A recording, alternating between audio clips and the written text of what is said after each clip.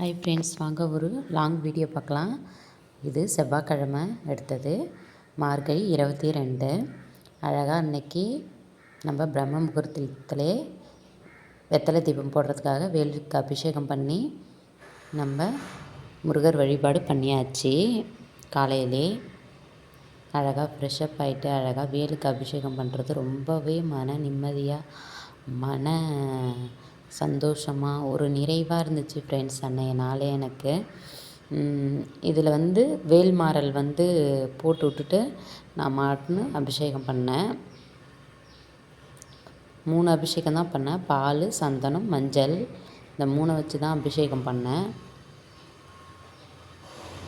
நீங்களும் பாருங்கள், எவ்வளோ பேருக்கு வீடு பிரச்சனை, கடன் பிரச்சனை இதெல்லாம் இருக்கோ, வேல் வழிபாடு பண்ணால் எவ்வளவோ நம்ம பிரச்சனையெல்லாம் கம்மியாகும்.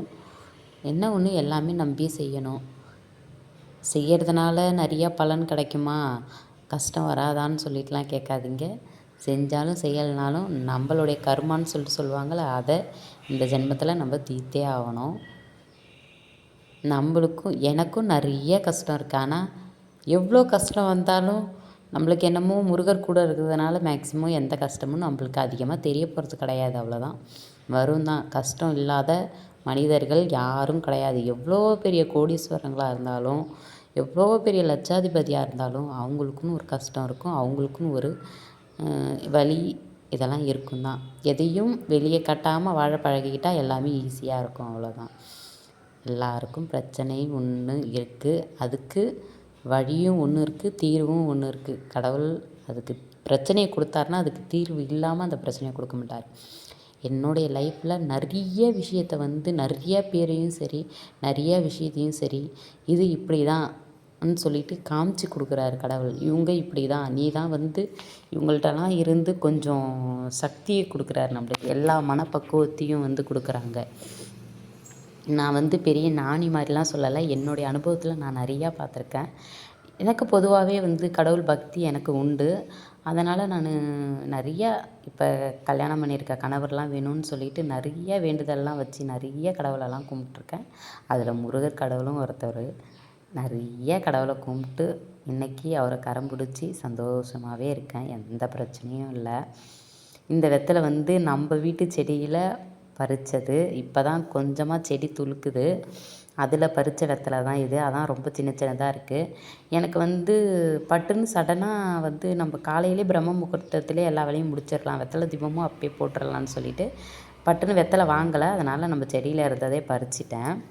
அழகாக சிறப்பாக அன்னைக்கு அழகாக படைச்சிட்டு வெளியும் போய் நம்ம பிள்ளையாருக்கும் நெய்வேத்தியம் வச்சு பிள்ளையாருக்கும் படைச்சாச்சு. இவ்வளோ நாள் பிள்ளையாரை ஷோகேஸில் வச்சு பார்த்தது எனக்கு செட் ஆகலை.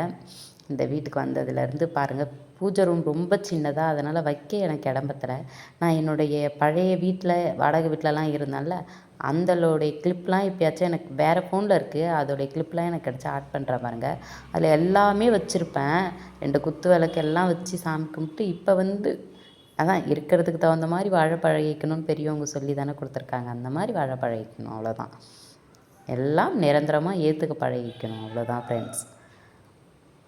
அதெல்லாம் வாடகை வீட்டில் பெருசு பெருசாக இருந்துச்சு. இது நம்ம சொந்த வீடு. சிறுசாக இருந்தாலும் நம்ம சொந்த வீடுன்ற ஒரு நம்மளுக்கு எப்படி சொல்கிறது, பெரிய சந்தோஷம் இருக்குல்ல. நிறைய பேர் ஏன் சொந்த வீடுன்னு சொல்கிறீங்க சொல்லிட்டுலாம் நினைப்பீங்க. ஆனால் இது கிடைக்க நான் ரொம்பவே கஷ்டப்பட்டேன். நான் ஃபஸ்ட்டு இல்லாத இடத்துலேருந்து வரல, இருக்கிற இடத்துல இருந்து இல்லாமல் போச்சு. நாங்கள் 3 பெண் குழந்தையா, நாங்கள் ஒரு வாடகை விட்டு அதுக்கப்புறம் எங்களுக்கு இல்லாமல் நிலமையெல்லாம் ஆயிடுச்சு. அப்பா அம்மா கூட அவங்க 2 பேருக்கு வாடகை விட்டு அதை விற்று எங்களுக்கு கல்யாணம் பண்ணி கொடுத்து, நான் போன இடத்துலையும் அந்த சொந்த வீடு மண் நிலம் எல்லாம் இருந்தும் அனுபவிக்காத ஒரு சூழ்நிலை சொல்லுவாங்கள்ல, அதுதான் நம்மளுக்கு நடந்தது. அதுக்கப்புறம் இப்போ கடவுள் முருகர் புண்ணியத்தில் நான் மேக்ஸிமம் கடவுளை தான்ப்பா நான் சொல்லுவேன். நான் நிறைய கடவுள்கிட்ட வேண்டிக்கிட்டேன். என் கஷ்டத்தெல்லாம் சொல்லி அழுதுருக்கேன். அப்படி கிடச்ச ஒரே ஒரு பொக்கிஷன் தான் இந்த வீடுன்னு சொல்லலாம் எங்களுக்கு. எனக்கும் எங்கள் கணவரும் கைவிடப்பட்டவங்க நிறைய பேர் இருக்காங்க. எங்கள் வீட்டு சைடில் கண்டிப்பாக அது கிடையாது. எங்கள் வீட்டு சைடில் ஆதரித்து தான் பிடிச்சாங்க. அவங்க வீட்டு சைடில் நிறையா பேருக்கு ஒரு சவால் எங்கள் வீடு தான். இன்றைக்கி 4 பேர் எங்களை பார்க்குறாங்கன்னா ஒரு சந்தோஷம். இப்போ சொல்ல பார்த்தே ஒரு சந்தோஷம் எனக்கு. பரவாயில்ல, அவன் நிமிர்ந்து நிற்கிற அளவுக்கு இருக்கான்னு சொல்லிட்டு பேசுகிற அளவுக்கு எங்கள் வீட்டுக்கார ஒரு நிலவைக்கு கொண்டு வந்துட்டன்ற நம்பிக்கையில் நான் இருக்கேன். ஏன்னா அவங்க நம்ம கூட வந்தும் அவன் வந்து அப்படி இருக்கான் பாரு, அவன் பொண்டாட்டி கூட்டுட்டு போயும் அவனை எப்படி வச்சிருக்கு பாருன்னு சொல்லக்கூடாது. ஒரு அவன் பொண்டாட்டி கூட்டுட்டு போனாலும் அவன் எவ்வளோ ஒரு பெருமையாக இருக்கான், எவ்வளோ ஒரு ஒன்றுமே இல்லாமல் வந்தோம். இப்போ நம்மளுக்குன்னு சொல்லிக்க ஒரு விஷயம்லாம் இருந்துச்சுன்னா அது எவ்வளோ ஒரு பெரிய விஷயம். அதுதான் அன்றைக்கி வந்து அப்படியே படையல் வேலையெல்லாம் முடிச்சுட்டு கோலம்லாம் சின்னதாக அழகாக போட்டுட்டு வந்து பாப்பாவுக்கு வந்து கேரட்டு சாதம் கிண்டி கொடுத்தேன். கேரட்டு டிஃப்ரெண்ட்டாக கொஞ்சம் அப்பளம் பொரித்து அதுலேயே நல்லா அப்பளத்தை நொறுக்கி செஞ்சு கொடுத்தேன்.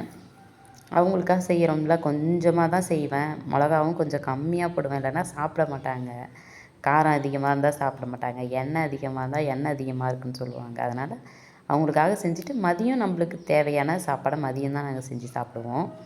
சாப்பாடு மட்டும் காலையிலே வச்சுருவேன், குழம்பு மட்டும் மதியம் அப்பா அம்மா எனக்கு 3 பேருக்கு தேவையானது மதியம் வச்சுருவேன். அதான் நம்ம லைஃப்பில் எவ்வளோ பிரச்சனை வந்தாலும், யாரும் நம்ம கூட இல்லைனாலும் நம்ம கணவர் கூட இருந்து ஒரு சப்போர்ட்டாக இருந்து, நம்மலாம் ஹவுஸ் ஒய்ஃப் தாங்க, எனக்கெலாம் எதுவும் தெரியலன்னா நான் சொல்ல மாட்டேன். ஒரு காலத்தில் ஒரு நல்ல பியூட்டிஷியன் வச்சு ஒரு கடையெல்லாம் ரன் பண்ணிக்கிட்டு ஒரு ஜாலியாக இருந்த லைஃப்பு. ஆனால் அப்பயும் அப்பா அம்மா கூட தான், எங்கே போகணுன்னாலும் வரணுனாலும் அப்பா அம்மா கூட தான் மேக்ஸிமம் மேக்கப்புக்கு எல்லாருக்கும் போவேன். இப்போ ஒரு கல்யாணம் ஆனதுலேருந்து மேக்ஸிமம் அந்த வேலையை கொஞ்சம் விட்டுட்டேன், தேவையில்லன்னு கொஞ்சம் விட்டு வச்சுருக்கேன். ஏன்னா ஒரு லைஃப்பில் வந்து அவரும் இல்லை, நம்மளும் வந்து அதை கரெக்டாக கொண்டு போகணும். நம்ம வேலை, எப்படி சொல்கிறது, நம்மளுடைய இண்டிபெண்டன்ட் எது என்னமோ சொல்லுவாங்கள்ல, பெண்களுக்கு சுதந்திரம் அப்படி இப்படின்னு சொல்லி நம்ம அதில் ஃபோக்கஸ் பண்ணால் நம்ம வந்து ஒரு 4 பேர்கிட்ட ஒரு லட்சியம் வச்சு வந்திருக்கோம்ல, அதை நம்மளால் கடைப்பிடிக்க முடியாது. அவங்க வந்து வெளியே இருக்க பார்த்து அவங்களுக்கு உறுதுணையாக நம்ம வீட்டில் இருந்து மேக்ஸிமம் வீட்டில் இருக்கிற எல்லாத்தையும் பார்த்துக்கிட்டா தான் நம்ம உதாரணமாக இருந்தவங்களுக்கு முன்னாடிலாம் ஜெயிச்சு நிற்க முடியுமே, இல்லைனா ஒன்றும் பண்ண முடியாது. இப்போ அவர் அங்கே இருக்கார், நான் இங்கே இருக்க பட்சத்தில் எனக்கு 2 குழந்தைங்களாயிடுச்சு, பெண் பிள்ளைங்கள் தான். அவங்க 2 பேரை நான் மேனேஜ் பண்ணி கொண்டு போகணும். நம்ம வேலை, அவருக்கு வந்து வேலைக்கு போனாலும் கொஞ்சம் ஹெல்ப்பாக தான் இருக்கும். ஆனால் நம்ம பசங்களை யார் பார்த்துக்கிறது, கொஞ்சம் கஷ்டம் தானே. அதனால் யாராச்சும் ஒருத்தவங்க சப்போர்ட்டாக வேலைக்கு போனாலும் ஒருத்தவங்க வந்து குழந்தைங்கள பார்த்துக்கிட்டு சப்போர்ட்டாக இருக்கணும். எனக்கு இந்த லைஃப் ரொம்பவே பிடிச்சிருக்குன்னு தான் நான் சொல்லுவேன். அவங்க அங்கே வேலை செஞ்சாலும் அவங்களுக்காக இங்கே பக்தியாக நான் கடவுளை கும்பிட்டுக்கிட்டு பசங்களை நல்லபடியாக நிம்மதியாக பார்த்துக்கிட்டு அவங்களுக்கு கரெக்டாக இருக்கணும். என் ஃப்ரெண்ட்ஸ்லாம் வேலைக்கு போகிறாங்க தான், என்ன ஒன்று பசங்களை பார்த்துக்க முடியல, அந்த மாதிரி ஒரு ஃபீலிங்ஸ்லாம் வர பார்த்து ஏதோ கடவுள் நம்மளுக்காக பசங்களை பார்த்துக்கிறதுக்காக கொஞ்ச நாளாச்சும் நம்மளை வீட்டில் வச்சுருக்காங்கன்னு கொஞ்சம் நம்ம மன நிம்மதி எடுத்துக்க வேண்டியது தான். மனசார நிம்மதியாக இந்த ஒரு குறிப்பிட்ட ஸ்டேஜில் பசங்களுக்காக நம்ம அவங்களுக்கான எஃபர்ட்டை போட்டு அவங்கள வளர்த்து விட்டுட்டா அதுக்கப்புறம் ஓரளவுக்கு கொஞ்சம் மெச்சூராக அவங்களும் வளர்ந்துருவாங்க. அதுக்கப்புறம் நம்ம எப்படி நம்ம லைஃப்க்கு புரிஞ்ச மாதிரி ஏதோ வேலைக்கு போகலாம். இப்போ எனக்கு பிடிச்சது பியூட்டிஷியன், அந்த மாதிரி வேலைக்கெலாம் அதுக்கப்புறம் போய்க்கலாம். அந்த குறிப்பிட்ட ஸ்டேஜில் பசங்களை நம்ம வளர்க்கணும். இப்போ இருக்கிற பாருங்கள், அழகாக 2 பேரையும் காலையிலேயே செவ்வாய்க்கிழமை அதுமாக குளிக்க வச்சுட்டேன். எங்கள் சின்ன பாப்பா நடந்து வர்றது அழகாக இருந்துச்சு பார்க்க. அதுக்கப்புறம் கோயிலுக்கு கிளம்பியாச்சு. பாப்பாவுக்கு ஒரு வேண்டுதல் வச்சுருந்தேன், அந்த வேண்டுதலை நிறைவேற்ற தான் போனேன். பாப்பாவுக்கு வந்து இந்த நிறையா வீடியோவில் சொல்லியிருப்பேன், ஜுரம் வந்துடுச்சு, வைரஸ், அந்த ஒரு ஃபீவரால் உடம்பு ஃபுல்லாக ஒரே அலர்ஜியாக இருந்துச்சு. அதனால் முருகர்கிட்ட வந்து உப்பும் மிளகும் வாங்கி கொட்டுறேன்னு சொல்லிட்டு வேண்டிக்கிட்டேன். ஆனால் கடவுள் புண்ணியத்தில் அது சரியாக போயிடுச்சு சீக்கிரமாக. அதனால் அவங்களுக்கு வேண்டினதை நம்ம போய் செஞ்சுட்டு வந்துடலாம். நானும் சின்ன பாப்பாவும் கோயிலுக்கு கிளம்பிட்டோம். அழகாக போய் நான் சின்ன பிள்ளையில இந்த கோயிலில் வந்து ஓடி ஆடி விளாடி நிறைய விஷயம் பண்ணியிருக்கோம். அந்த கோயிலில் தான் வந்து மேக்ஸிமம் அம்மா அக்காக்கெல்லாம் வேண்டியிருக்காங்க. சின்ன பிள்ளையில் அக்காக்கெல்லாம் ஏதோ தலையிலலாம் காயம் வர்றதுனால வேண்டியிருந்தாங்க. அந்த கோயிலில் பாப்பாவுக்கு நானும் வேண்டிக்கிட்டு போய் அழகாக உப்பு மிளகெல்லாம் கொட்டிட்டு நல்லா முருகரை தரிசனம் பண்ணிவிட்டு விளக்கேற்றிட்டு அப்படியே அந்த கடையை ஒட்டி தான் அப்பா அம்மா டிஃபன் கடை இருக்குது, கோயிலை ஒட்டி தான் இருக்குது டிஃபன் கடை. அங்கே போய் அப்படியே சும்மா ஒரு வீடியோ ஒரு கிளிப் அப்படியே எடுத்துக்கிட்டு வந்துட்டேன். ஏன்னா நான் பார்த்து நடந்து போயிட்டேன், வர பார்த்து அப்பா தான் இட்டுன்னு வந்து விடணும். ஏன்னா ரொம்ப கொஞ்சம் தூரமாக, அதனால் பாப்பா தூக்கிட்டு நடக்க முடியலன்னு கடைக்கு போயிட்டேன். கடையில் போய் அப்படியே ஒரு வீடியோ எடுத்துகிட்டு அப்படியே உங்களுக்கு அழகாக அதை சுற்றி காமிச்சிட்டு வரும்னு சொல்லிவிட்டு, இந்த வீடியோ பிடிச்சிருந்தா லைக் பண்ணுங்கள் ஃப்ரெண்ட்ஸ். லைக் பண்ணுறீங்க, சப்போர்ட் பண்ண மாட்டேங்கிறீங்க, கொஞ்சம் சப்போர்ட் பண்ணுங்கள். உங்கள் சப்போர்ட் இருந்தால் கொஞ்சம் ஹெல்ப்ஃபுல்லாக இருக்கும், கொஞ்சம் சப்போர்ட் பண்ணுங்கள் ஃப்ரெண்ட்ஸ். அப்பா அம்மா கதை அப்புறமா சொல்கிறேன். அப்பா அம்மா ஸ்டோரின்னு சொல்லிட்டு நான் தனியாக போடுறேன். நிறைய பேர் இந்த ஸ்டோரியிலேருந்து நிறையா பேர் நிறையா அப்பா அம்மாவை பார்க்கணுன்னு ஒரு நல்ல ஒரு ஆசை. ஏன்னா பெண் பிள்ளைங்கள் அவங்கவுங்க அப்பா அம்மாவை ரொம்ப விடாதீங்க. அது ஒரு வேண்டுதல். அவ்வளோதான்.